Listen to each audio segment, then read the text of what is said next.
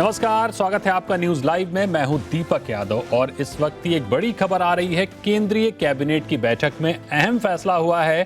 Cabinet ने LIC में विदेशी निवेश को मंजूरी दे दी है। और इस खबर पर ज्यादा जानकारी के लिए दिल्ली से हमारे साथ जुड़ रहे हैं हमारे सहयोगी अमरीश पांडे। बताइए अमरीश, क्या है पूरी खबर? दीपक, बिल्कुल सही कहा आपने। कैबिनेट ने एलआईसी आईपीओ से पहले एक बड़ा फैसला लिया है। इस फैसले के तहत एलआईसी एक्ट में बदलाव किया गया है, जिसके तहत एलआईसी कॉरपोरेशन का जो एफडीआई होगा उसमें 20% विदेशी निवेश को मंजूरी दी गई है। ये फैसला बहुत दिनों से लंबित था और अगर हम देखें तो इंश्योरेंस सेक्टर में 74% तक एफडीआई मंजूर है पहले से ही, लेकिन इंश्योरेंस का काम करने के बावजूद एलआईसी में ये मंजूरी नहीं थी, क्योंकि एलआईसी इंश्योरेंस कंपनी नहीं है। इंश्योरेंस सर्विस ज़रूर देती है लेकिन इंश्योरेंस कंपनी नहीं है।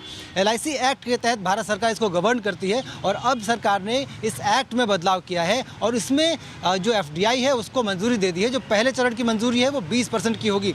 इसी तरह देश में जितने भी इस तरह के कॉरपोरेशन काम कर रहे हैं, भविष्य में अगर उनको कहीं आईपीओ लाना है या विदेशी निवेश की बात करते हैं वो, तो उन सारे जो कॉरपोरेशन हैं उनमें भी ये नियम लागू रहेगा।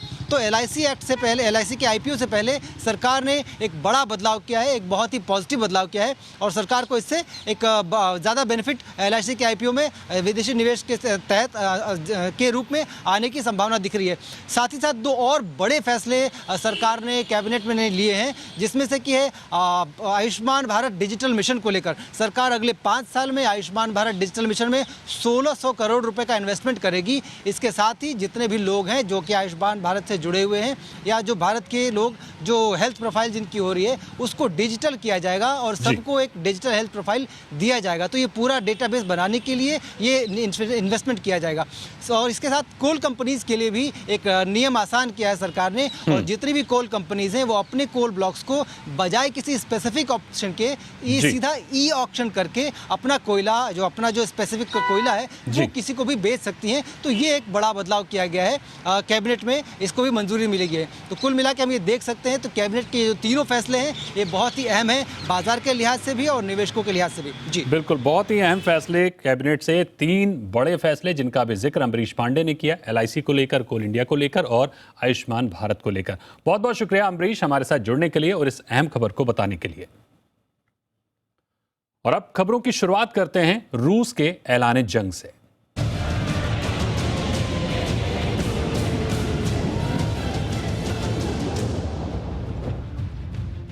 रूस और यूक्रेन के बीच युद्ध जारी है। आज युद्ध का तीसरा दिन है। इस बीच यूक्रेन में फंसे भारतीयों को निकालने के लिए भारत सरकार की कोशिशें निरंतर जारी हैं।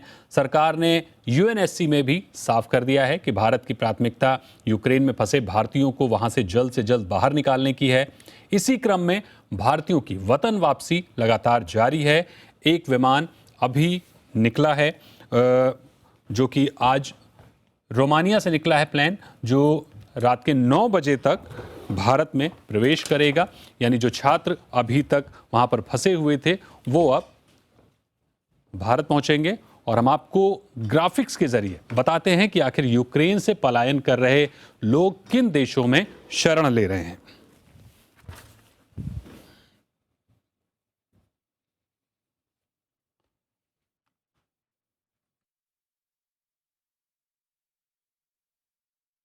तस्वीरें देख पा रहे हैं प्लेन की, जो वतन वापसी के लिए आने वाला है। शाम तक, रात तक ये प्लेन भारत पहुंचेगा और जो लोग फंसे हुए हैं एक एक करके कुल 4 प्लेन कल तक संभवतः भारत में लौटेंगे यूक्रेन में फंसे लोगों को लेने के लिए, जिनमें से एक प्लेन हंगरी से, एक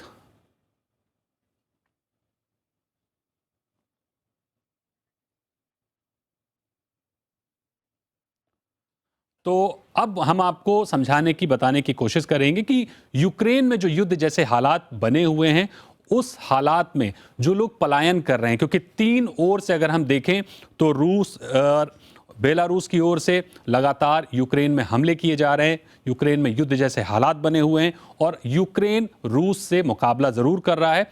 कीव तक सेना पहुंच चुकी है। यूक्रेन की जो राजधानी कीव है वहां तक सेना पहुंच चुकी है और वहां से निकलने के जो रास्ते हैं वो पश्चिम में या कुछ हिस्से दक्षिण के हैं। अब जो मैं आपको दिखाना की कोशिश कर रहा हूं, पोलैंड जो सबसे नज़दीक है, कीव से करीब 700-800 करीब किलोमीटर की दूरी है, वहाँ पर लोग पलायन कर रहे हैं। पोलैंड के जस्ट बगल में अगर हम देखें तो हंगरी है, हंगरी में भी लोग निकल रहे हैं, जाने की कोशिश कर रहे हैं, पलायन कर रहे हैं।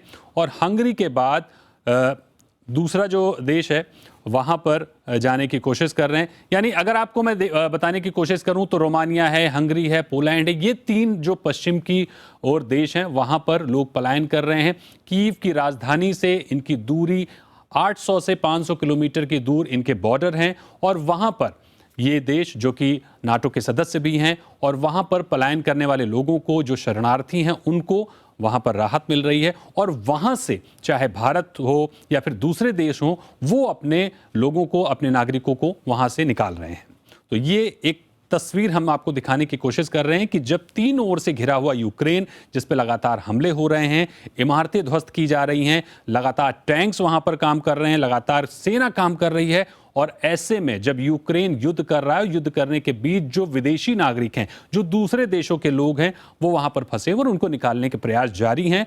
यूक्रेन से नहीं निकाला जा सकता क्योंकि यूक्रेन के वायु मार्ग में अगर आप देखें पूरे हवाई क्षेत्र में युद्ध जैसे हालात बने हुए हैं, लिहाजा बगल के जो देश हैं, चाहे वो पोलैंड हो, हंगरी हो, रोमानिया हो, वहां से लोगों को निकालने की पूरी कोशिशें हो रही हैं। तो ये एक तस्वीर आपके सामने है। भारत का हमने आपको जिक्र कर ही दिया, इसके अलावा और भी देशों से लोगों को निकालने की कोशिशें हो रही हैं। हमारा रिपोर्टर नीलेश शुक्ला इस समय मुंबई में है, मुंबई एयरपोर्ट पे, उनसे जिक्र करते हैं, उनसे समझने की कोशिश करते हैं कि किस तरह से, क्या अपडेट है नीलेश आपके पास। एक प्लेन की अभी खबर है कि रात में 9 बजे तक शायद पहुंच सकता है, ऐसे में और ताज़ा अपडेट आपके पास क्या है?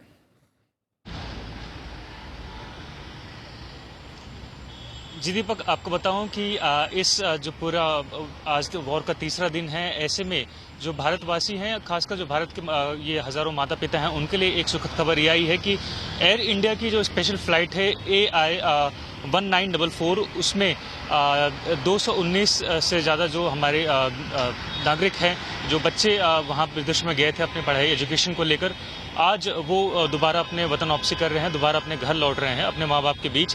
आपको बताऊं कि रोमानिया की जो कैपिटल है बुखारेस्ट, वहाँ से जो पूरा डिस्टेंस है करीबन 40,000 से ज़्यादा किलोमीटर का डिस्टेंस है और इसे फ्लाइट द्वारा तय करने में तकरीबन 11 घंटे यानी 10 घंटे 20 मिनट लगते हैं, जिसे आप 11 घंटे मान सकते हैं। अब जिस तरीके से विदेश मंत्रालय की तरफ से ट्वीट आया है जिसमें कहा गया है कि जो फ्लाइट है वो रोमानिया से निकल चुकी है, ऐसे में एक्सपेक्टेड अराइवल जो T2 पे हम देख पा रहे हैं वो 8:30 का बताया जा रहा है, यानी कि लगभग 8 से 9 बजे के बीच जो 219 ये विद्यार्थी हैं, जो बच्चे हैं, वो आज दोबारा अपने वतन वापसी करने वाले हैं, दोबारा अपने घर लौटने वाले हैं। सबसे सुखद तस्वीर जो है वो इसी दरमियान हमको देखने मिलेगी जब जो बच्चे हैं जो युद्ध के बीच फंसे थे, जो पूरा खतरा है उसमें फंसे थे, अब वो वापस अपने शहर को लौट रहे हैं। मुंबई की तरफ से आपको बताऊं कि महाराष्ट्र से हज़ारों ऐसे बच्चे हैं जो यूक्रेन अपनी एजुकेशन को लेकर गए थे, लेकिन जिस तरीके के हालात आए, जिस तरीके की खतरनाक तस्वीरें हम लगातार देख रहे हैं, युद्ध का आज तीसरा दिन है और जो आगे की तस्वीरें हैं वो काफ़ी अनप्रिडिक्टेबल होती नज़र आ रही हैं। ऐसे में जो माता पिता हैं उनके जहन में काफ़ी ज़्यादा एक डर देखने मिल रहा था, लेकिन अब भारत सरकार की तरफ से जो पहल की गई है जिसमें एयर इंडिया और जो फ्लाइट्स हैं उनकी तरफ से विशेष फ्लाइट सुविधाएं अरेंज की गई हैं और इसी श्रृंखला में आज मुंबई एयरपोर्ट पर जो एयरक्राफ्ट आने वाला है, जो कि कुछ ही घंटों का जो समय है, इससे पहले समय 4 बजे का दिया गया था, लेकिन कुछ दिक्कतों के चलते, क्योंकि हम जिस तरीके से कह रहे हैं कि ये जो नेबरिंग कंट्रीज़ हैं उनका सहारा लिया जा रहा है, वहाँ के बॉर्डर्स का इस्तेमाल किया जा रहा है कि वहाँ से जो फ्लाइट्स हैं, जो पैसेंजर्स हैं, वहाँ से उनको लाया जा रहा है। ऐसे में जो देरी हो रही है वो बड़ी लाजमी है।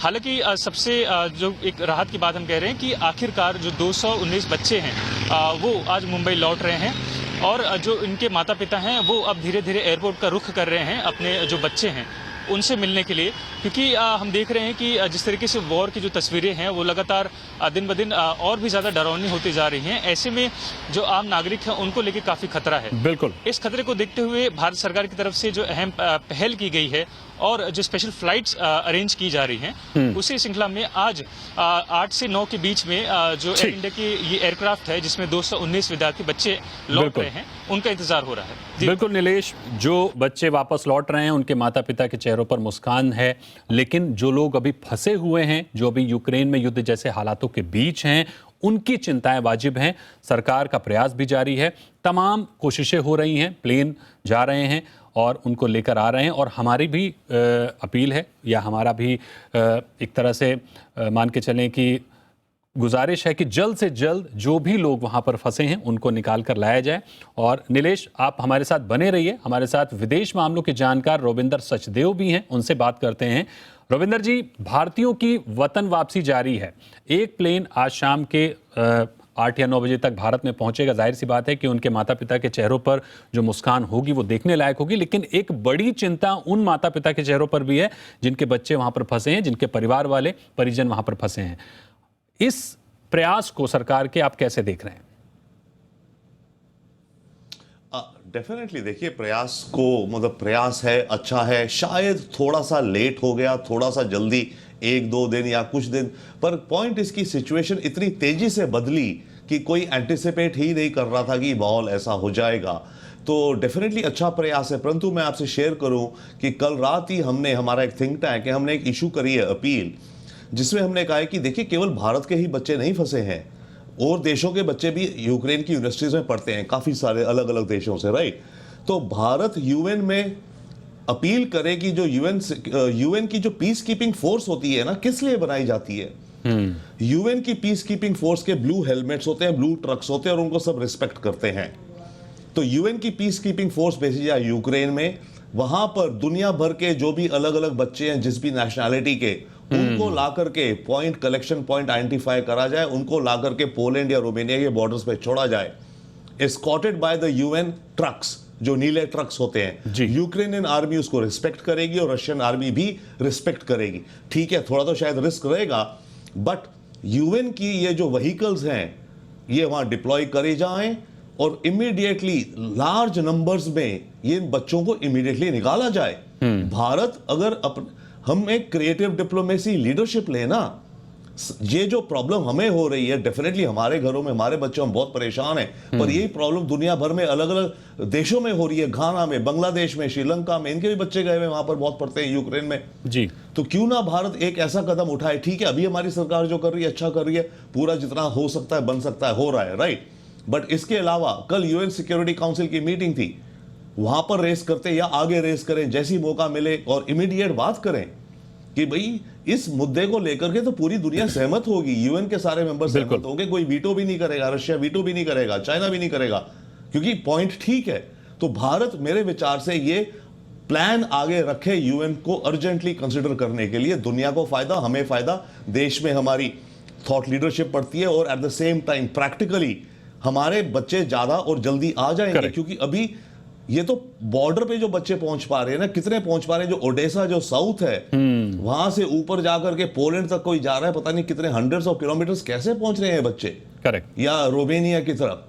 तो अगर इस तरह का मैकेनिज्म एस्टैब्लिश हो जाएगा तो ज्यादा बच्चे जल्दी से निकल पाएंगे। ये हमारा सुझाव है भारत बिल्कुल, भारत को कम से कम सुझाव देना चाहिए कि भारत प्रयास तो कर रहा है कि अपने बच्चों को, अपने नागरिकों को जल्द से जल्द निकाले, और दूसरे भी जो देश के लोग हैं उनको भी निकालने के प्रयास होने चाहिए। रोविंदर जी, यूक्रेन में हमला 3 ओर से हो रहा है, आप भौगोलिक स्थिति को बेहतर समझते हैं, तो आपसे समझना चाहेंगे, जो लोग पलायन कर रहे हैं वहां से, उनके लिए सबसे सुरक्षित स्थान क्या हो सकता है? क्योंकि हमने अभी ग्राफिक्स के जरिए बताने की कोशिश की है कि पोलैंड का बॉर्डर वहां से कितना दूर है, स्लोवाकिया का बॉर्डर, हंगरी या रोमानिया का बॉर्डर कितना दूर है, हमने एक ग्राफिक्स के जरिए बताने समझाने की कोशिश की है। लेकिन वहां के जो मौजूदा हालात हैं, जो जंग के बीच लोग हैं, जाहिर सी बात है कि वहां पर शायद बिजली की परेशानी हो, शायद नेटवर्क की परेशानी हो, लोग कॉन्टैक्ट ना कर पा रहे हों, तो जो लोग वहां पर हैं, अगर वो सुन पा रहे हैं, जो देख पा रहे हैं, तो उनके लिए सबसे सुरक्षित स्थान कौन सा हो सकता है निकलने के लिए?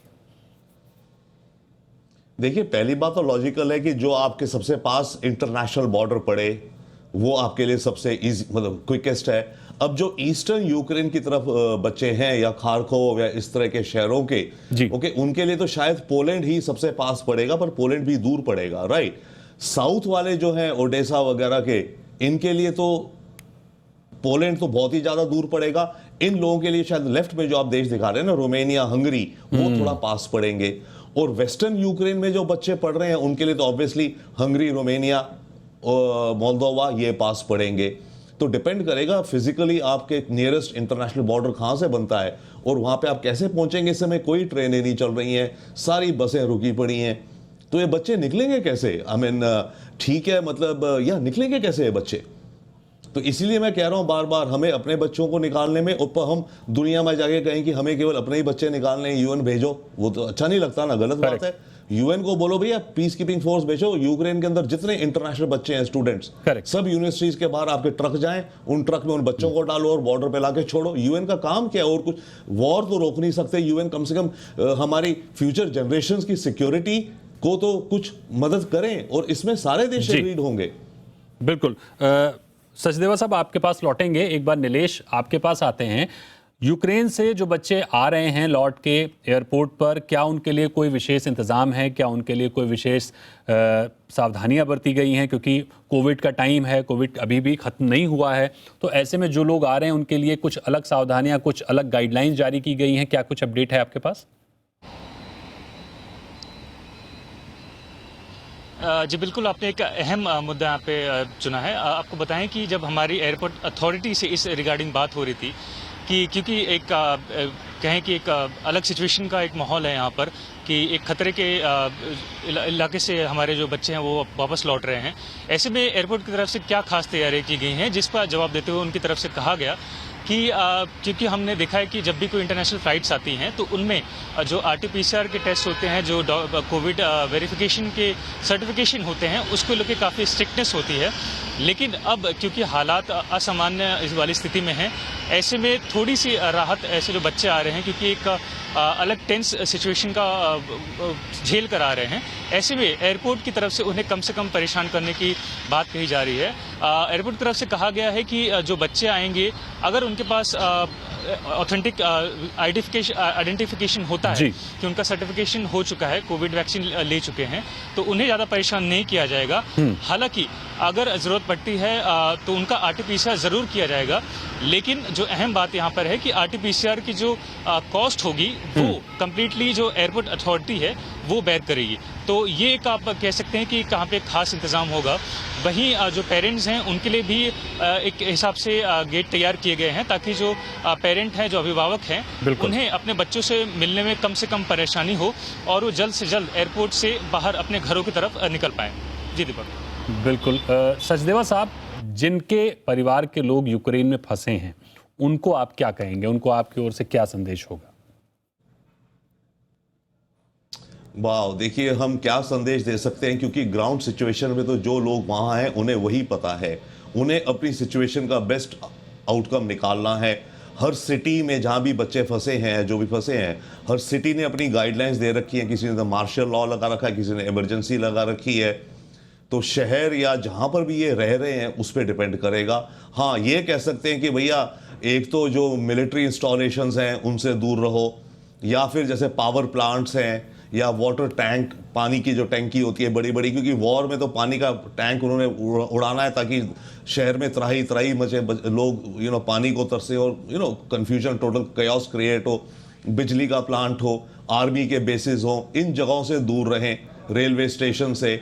अब इन जगहों से और तमाशबीन ना बने। कई बार होता है, देखा वहां कुछ हुआ, पहली बार बाहर निकल के देख रहे हैं जी, अरे वहां लग गई आग, जस्ट बचपने में हो भी सकता है कि तो वो टोटल अवॉइड करें तमाशा देखना, क्योंकि ये कयास है कि बाहर स्ट्रीट्स में क्या हो रहा है। सो बेसिकली ये कि रहें और एम्बेसी से संपर्क करें, क्योंकि इस समय एम्बेसी ही एक माध्यम है शायद कम्युनिकेशन का, राइट? क्या रास्ता बनता है आपस में ग्रुप, और जब निकले भी तो अगर कहीं एक पॉइंट से दूसरे पॉइंट जा रहे हैं, एक शहर से दूसरे शहर, तो कम से कम 10-15 का एक टोली या ग्रुप बना के चलें, ठीक है ना, ताकि आपस में एक दूसरे को सपोर्ट रहे, ठीक है। और अगर चाहो तो कर लो कि अपने जैसे यहाँ पे बाहों पे ना सफेद व्हाइट बैंड बांध लेते हैं, जो कि एक सिग्नल होता है शांति का।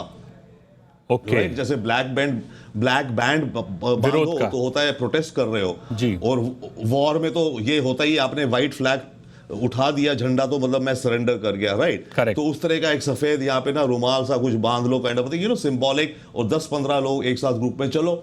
अगर कहीं से किसी point A two point B जा भी रहे हो तो इसके अलावा तो आपको जो लोकल बनेगा, हर एक को अपना अपना एक तरह से कहें तो जुगाड़ बनाना पड़ेगा, अपना रास्ता खुद निकालना पड़ेगा। अनफॉर्चुनेटली इस समय हालात जैसे दिख रहे हैं। ठीक बात है सर। एक और सवाल मेरा होगा कि जो लोग वहाँ फंसे हैं, जाहिर है युद्ध जैसे हालात का सामना कर रहे हैं, ऐसे में उनके हालात वो ही बेहतर बयां कर सकते हैं, क्योंकि बड़े ही विचित्र हालात हैं। हम जो तस्वीरें देख पा रहे हैं, उन तस्वीरों में इमारतों पर हमले हुए हैं, रोड पर हमले हुए हैं, टैंकर जो हैं वो कारों पर चढ़ जा रहे हैं, मतलब बहुत ही दर्दनाक तस्वीरें हम देख पा रहे हैं।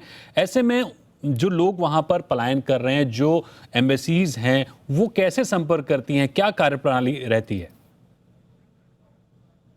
देखिए, एम्बेसीज के पास कुछ तो कॉन्टैक्ट्स रहते हैं कि लोकल इंडियन कम्युनिटी के लोग किधर हैं, बट एम्बेसीज के पास पूरी इंफॉर्मेशन भी नहीं होती है, बाय द वे, राइट, कि पूरे यूक्रेन में या जैसे हम अमेरिका में रहे कहीं भी हो, उनके पास ये थोड़ी रहता है कि पूरे कितने लोग हैं एग्जैक्टली यहाँ पर। उस देश में हम एम्बेसीज पे इतना डिटेल्स नहीं रहती। बट और दूसरी बात है, एम्बेसीज में स्टाफ कितना है। देखिए, एम्बेसीज में स्टाफ भी लिमिटेड ही होता है। यूक्रेन है तो शायद छोटी ही होगी हमारी एम्बेसी, ज़्यादा बड़ी नहीं होगी। ओके, तो इस ऐसे में एम्बेसी कोशिश तो करेगी और वो मैसेज फैला रही है, राइट। एम्बेसी भी प्रयास कर रही है, अपना सोशल मीडिया में डाल रही है, और जो बच्चे उससे टच में हैं, एम्बेसी उनको कह रही है कि ये बात जो हम आपको बता रहे हैं आप बाकी अपने दोस्तों में भी फैलाओ, राइट। ऐसी तो बात फैलेगी, परंतु ये मैसेज और एग्जैक्टली क्या करना है हर तक नहीं पहुंचेगा। अगर मैसेज पहुंच भी गया तो कुछ तो मैसेज ऐसी है ना जो जनरल एडवाइस है। अब उस जनरल एडवाइस का फायदा नहीं ना ज्यादा। जनरल एडवाइस है कि घर के अंदर रहिए, बंकर में रहिए, पानी रख लीजिए, बाहर ना निकलिए, इत्यादि इत्यादि। तो ये तो जनरल एडवाइस है। अब कीव में हमारी एम्बेसी में बैठे हुए जो दे रहे हैं, कोई बच्चे खारकोव में है, लवॉफ में है, किधर है, वर्निट्स में है, हर एक की अलग अलग सिचुएशन है। तो हर एक को अपनी अपनी सिचुएशंस के साथ रास्ता निकालना पड़ेगा, अनफॉर्चुनेटली। और एम्बेसी ने या फिर कोई कलेक्शन पॉइंट बोला होगा कि भाई यहाँ आओ, फिर या तो बोला होगा सीधे पोलैंड बॉर्डर में आप दे दो, डेस्टिनेशन ये है, आप जैसे भी करके उस डेस्टिनेशन पे पहुंचो, या बोला होगा कि कीव में हमारी एम्बेसी का एड्रेस है, आप यहाँ पहुंचो, यहाँ से बसों में बिठा के हम आपको वहां भेजेंगे। ठीक। तो इस तरह की अलग अलग परमुटेशंस, कॉम्बिनेशंस इस समय चल रही होंगी। सर, एक और मेरा सवाल होगा जो अहम सवाल है कि फ्रांस ने दुनिया को एक लंबी लड़ाई के लिए आगाह किया है। इस चेतावनी को कैसे देखते हैं? फ्रांस ने क्या आगाह किया हमको पता है, सबको पता है, पूरी दुनिया को पता है, लंबी लड़ाई है। और दो एंगल से या तीन। एक तो लंबी लड़ाई है यूक्रेन के अंदर ही। यूक्रेन के अंदर का जो माहौल होगा, अनार्की, केओस, किस तरह से आर्मी सरेंडर करती है और फिर बाद में रशियन फोर्सेस ऑक्यूपाई करती हैं, तो रेजिस्टेंस होती है। यूक्रेन में तो ये चलता रहेगा लंबा वन। दूसरा जो लंबे, अगर उन्होंने कहा है इट्स अ लॉन्ग वॉर, दूसरी लॉन्ग वॉर तो यह है कि ये यूरोप डिवाइड हो गया है सर। बिल्कुल सर, 40-50 साल के लिए समथिंग। सॉरी, बिल्कुल बिल्कुल सर, बोलते रहें। हाँ, तो यूरोप डिवाइड हो गया है, ये लॉन्ग वॉर हो गई है। ये जो फ्रिक्शन खड़ी हुई है, ये बहुत बड़ी फ्रिक्शन है। ये वर्ल्ड, दुनिया का नया वर्ल्ड ऑर्डर डिफाइन करेगी। तो ये तो लॉन्ग वॉर है। ये वॉर हो गई है वेस्ट वर्सेस यूरेशिया। एक जमाना होता था यूरोप और यूरेशिया कहते थे, Europe and Asia, but Russia जो है वो यूरोप और एशिया में दोनों में आता था। ये हो गया वेस्ट, जो वेस्ट है, और यूरेशिया एक तरह से मान लीजिए इसके बीच में डिवाइड हो गई है।